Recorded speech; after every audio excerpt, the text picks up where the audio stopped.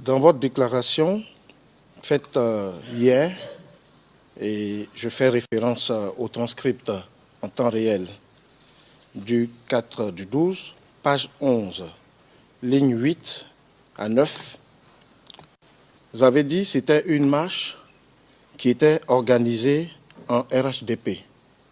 C'était le rassemblement des oufouettistes. Oui, maître.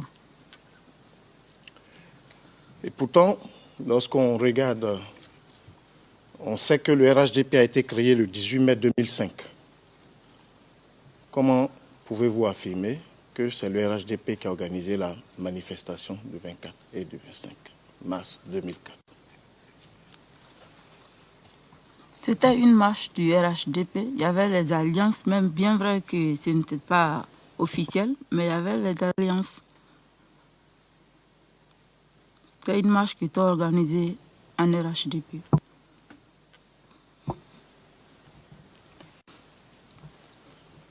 C'était une marche donc qui était organisée en alliance, mais pas par le RHDP, si je comprends. C'était par le RHDP. D'accord.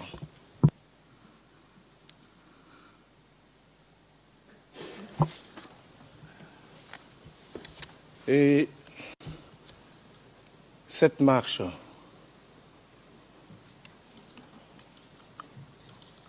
vous souvenez-vous de ce que, à la veille de la dite marche, les autorités ont interdit celle-ci en raison de risques graves et concordants sur la sécurité publique?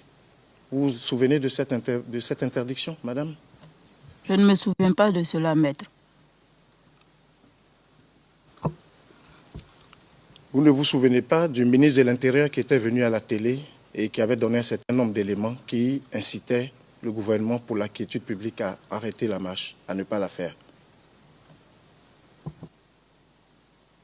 Je vous ai bien dit, maître, hier ici, que moi, je ne regardais pas la télévision, la RTI.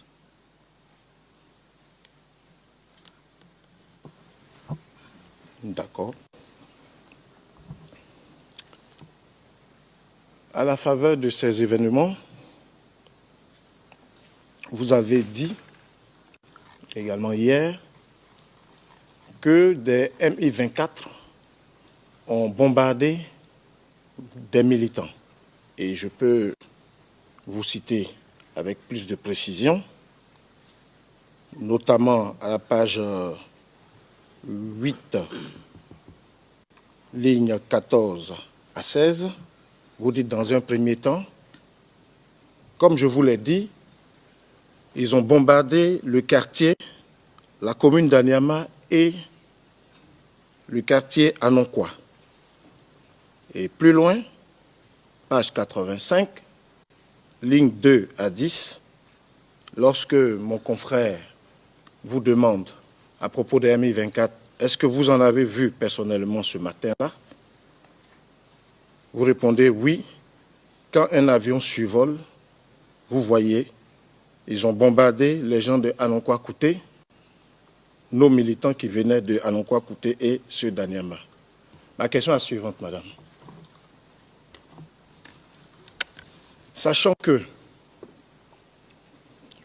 ou du moins, je voulais d'abord savoir, quand vous voyez ces avions, où est-ce que vous vous trouvez? J'étais au quartier. Plus précisément? Au Klocha. Au Klocha. Sachant que Anyama et Klocha sont respectivement situés, ou du moins que Klocha est situé à plus de 10 km, voire 11 km d'Anyama, tandis qu'Anonkwa-Kouté est situé à au moins 6 km de là où vous êtes. Vous êtes en mesure d'affirmer devant cette chambre que vous avez vu des MI-24 bombarder des militants? Maître, je vous ai bien dit que j'ai vu les avions survoler,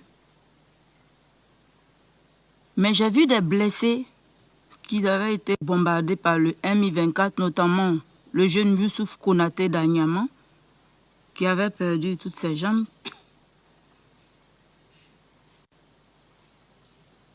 moment du bombardement, je n'ai pas vu, mais j'ai vu des victimes qui ont été bombardées par le Mi-24.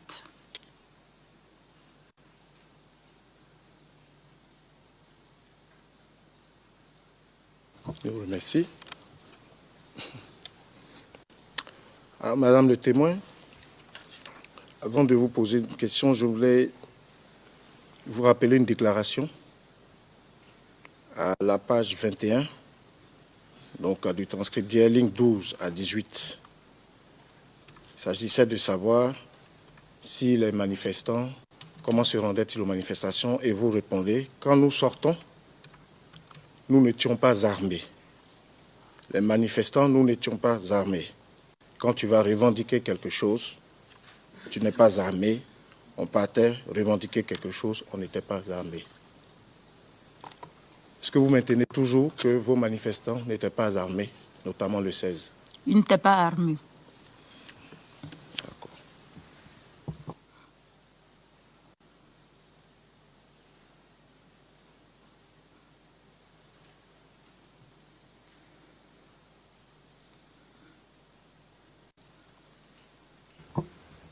Et vous n'avez pas appris, notamment en tant que conseiller municipal, qu'à Bobo, les policiers ont été calcinés dans leur immeuble avec des membres de leur famille le même jour? Je n'ai pas appris cela, maître.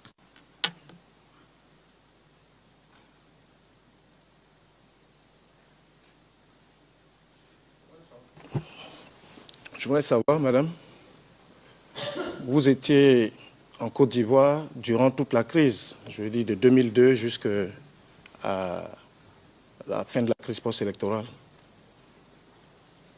Oui, j'y étais. Je ne suis pas sortie. D'accord.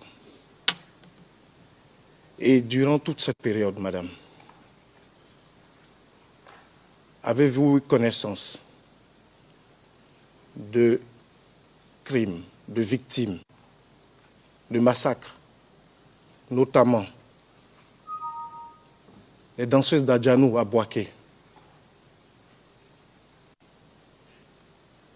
Vous pouvez répondre si je veux continuer. Non, maître.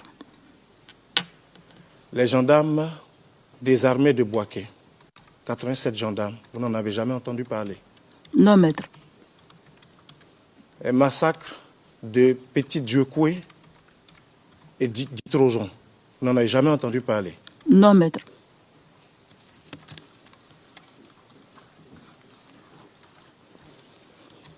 Je voudrais appeler une vidéo, s'il vous plaît.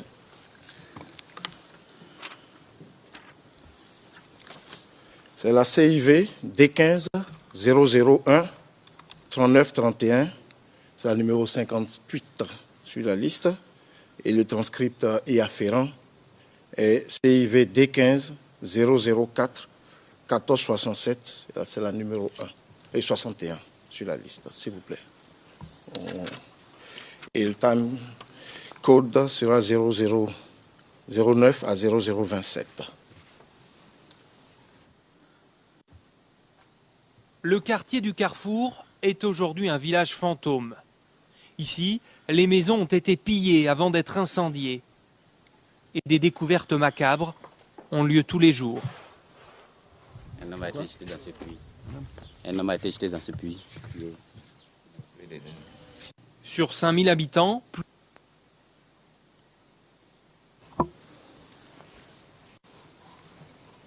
Madame le témoin, est-ce que vous avez déjà vu cet élément quelque part? Non, maître. C'est ça, c'est pas la RTI. Non. Je dis non, maître. Est-ce à dire que vous n'avez jamais entendu parler du massacre de Dieucoué, où 800 personnes au moins ont été massacrées par FRC dans leur descente sur Abidjan?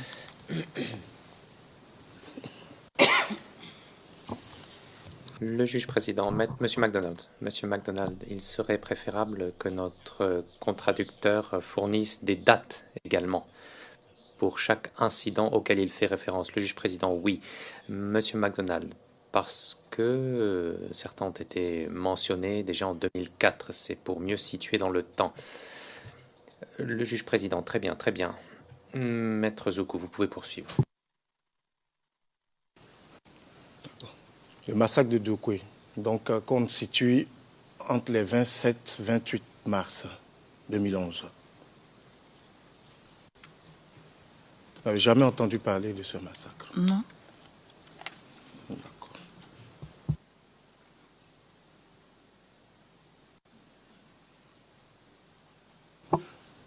Donc vous ne savez pas s'il y a eu des poursuites ou des suites judiciaires réservées par les nouvelles autorités à cet événement? Non.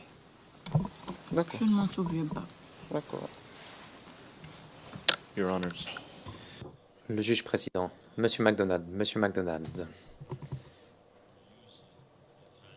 nous utilisons le fait que ce témoin est membre d'un parti politique pour essayer de politiser et de critiquer les actions du gouvernement actuel pour des crimes qui auraient pu être commis par le passé. Et cela est reflété dans le ton des questions posées par la défense.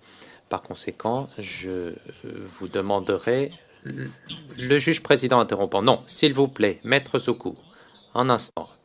Veuillez laisser le procureur terminer. Le juge président, j'ai très bien compris vos propos. Je ne suis pas d'accord avec vous, monsieur le procureur. Je ne suis pas là pour interpréter le ton des questions posées. Maître Zoku posait des questions directes pour obtenir vos réponses. Et bien entendu, nous parlons là d'un témoin qui a joué un rôle dans sa communauté, bien entendu. Veuillez continuer, Maître Zoku, en restant tout à fait poli vis-à-vis du témoin, je vous prie. Madame témoin, je vais...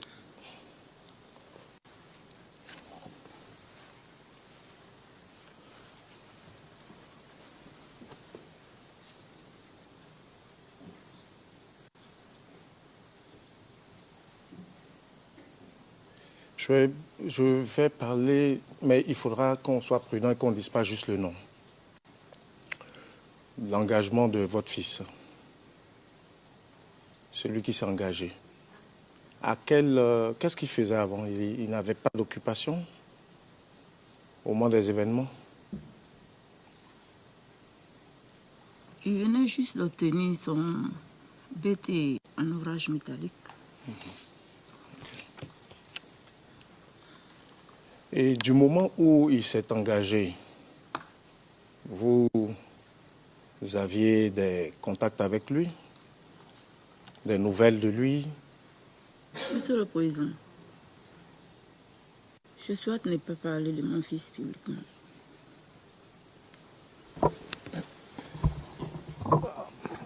Le juge président.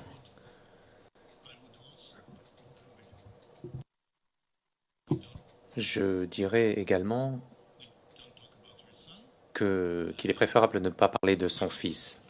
Veuillez poser des questions sur les faits. Contentez-vous des faits. Continuez. Monsieur le Président, s'il vous plaît. Monsieur le Président. Maître Ndri? Le Président, Maître Ndri. Monsieur le Président, s'il vous plaît, est-ce qu'on pourrait faire sortir le témoin, s'il vous plaît? C'est très important.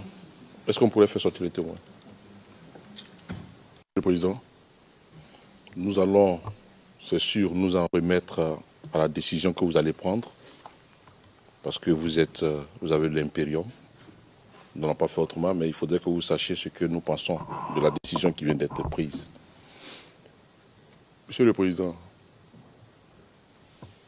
il ne revient pas à un témoin de choisir les thèmes qu'il voudrait qu'on aborde ou les thèmes qu'il ne souhaite pas aborder devant votre juridiction. Ça, franchement, je tenais à le dire. Mais bien plus, lorsque les questions que nous voulons aborder sont essentielles pour ce dossier. Monsieur le Président, qu'on passe soit à huis clos, je suis tout à fait d'accord avec vous, mais on ne peut pas interdire à la défense de ne pas poser certaines questions sur la base... Well, Le juge président interrompant. Excusez-moi. J'entends bien que vous voulez suggérer qu'on vous a interdit de poser certaines questions. Est-ce que c'est ce que vous laissez entendre, que l'on vous aurait interdit de poser certaines questions? Monsieur le Président, peut-être ai-je mal compris? Lorsque le témoin était donc en train de dire qu'elle ne souhaite pas qu'on parle de son fils, et la réaction... Publicly. Le juge président, en public. That's what you said. Donc, Le juge président, c'est ce qu'elle a dit. Donc la vidéo a pour référence CIVOTP 0061 0558. Elle figure à la liste 70 donc de notre liste. Et c'est le transcript CIVD 25 0046 0136. Et le time code c'est 0954 à 001223. S'il vous plaît. Lundi a été cauchemardesque pour les habitants du village d'Anokwakouté. C'est dans la commune d'Abobo. Ce village a été attaqué par des rebelles. Cette attaque a fait plusieurs morts et plusieurs blessés. Les images sont assez dures. Si vous êtes sensible, abstenez-vous. Spectre de terreur dans le village d'Anokwakouté, commune d'Abobo. Des bras coupés, cette femme brûlée vive. Selon les témoignages recueillis, d'autres victimes encore ont carrément été égorgées et leurs corps sans vie évacués avant notre arrivée par les services de pompes funèbres. Ce désastre, qui s'apparente à un génocide, a été commis dans la nuit du dimanche à lundi par les rebelles et terroristes du commando invisible se revendiquant du camp Ouattara. Ils sont arrivés dans ce village ébriés en pleine nuit et sans opposition aucune. Ils ont perpétré ces crimes crapuleux. Des personnes égorgées, les maisons brûlées, brûlées partout, tout s'est désablé. Parce qu'ils ont brûlé, la maison pleine de jeunes, sont maquis, ils ont brûlé. Et pour faire ça, la maison du village, depuis hier, 3 heures du matin jusqu'à maintenant, je compte vraiment la région de Côte d'Ivoire. Je compte vraiment sur... Oh putain. C'est la médecine. Mon bras n'est pas comme mon bras.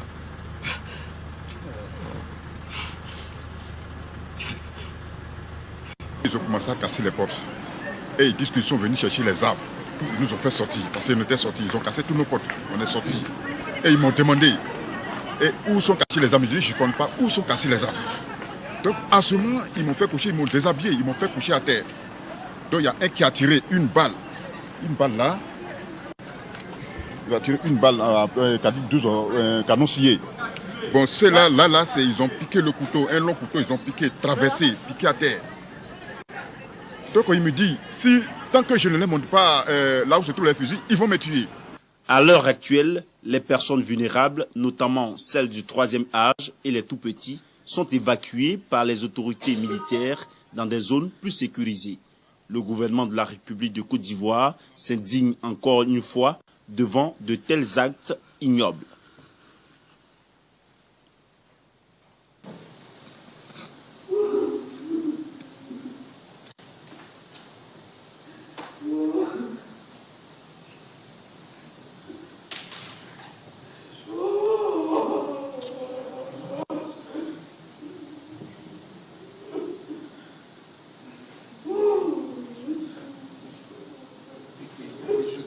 I think we should, Le juge